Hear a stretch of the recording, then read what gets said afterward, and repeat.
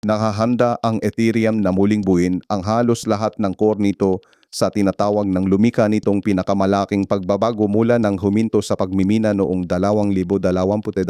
Inilatag ni Vitalik Buterin ang planong tinawag na Len Ethereum para palitan ang halos lahat ng pangunahing bahagi ng network sa loob ng 3 hanggang 4 na taon. Malawak ang listahan, kriptograpiyang anti-quantum, muling pag-isip sa imbakan ng datos at posibleng pag-alis sa lumang virtual machine. Malaking dahilan ang Lucky dahil mga 2 terabyte na ngayon ang datos ng Ethereum at maring lumagpas sa 100 terabyte pagsapit ng 2030.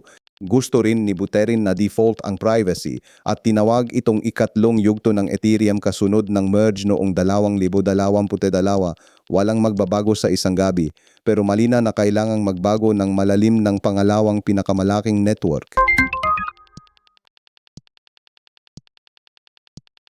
Sinabi ng isa sa pinakamalaking pangalan sa teknolohiya na nailista itong partner sa isang malaking crypto stablecoin project na hindi naman talaga nito pinayagan.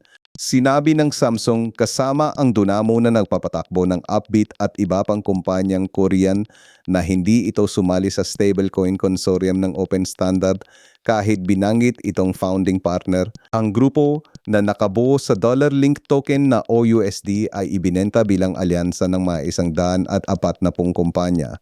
Pero nang hayagang sabihin ng ilang umano imiyembro na hindi sila kasali, tumindi ang tanong kung gaano katotoo ang bilang na iyon.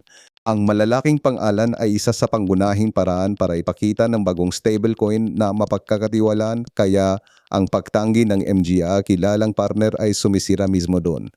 Sa nagyayon, malabo pa ang tunay na laki ng consortium.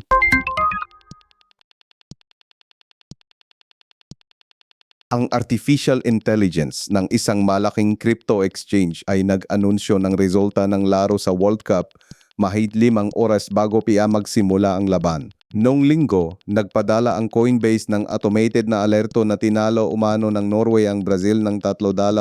May tiyak pero gawa-gawang detalye sa MGA goal. Simple ang problema. Hindi nagsisimula ang laro at magsisimula lang mamayang hapon. Nang malaro na, nanalo nga ang Norway pero ang totoong score ay 2-1. Kaya tama lang ng kalahati ang AI. Galing ang alerto sa AI nakabit sa bagong prediction market product ng Coinbase at iniimbestigahan ito ng CEO. Maliit na pagkakamali, pero paalala, habang minamadali ng mga kumpanya ang AI sa pananalapi, kayang sabihin ng kumpiyansang makina na totoo ang isang bagay bago pa mangyari. Mag-subscribe na!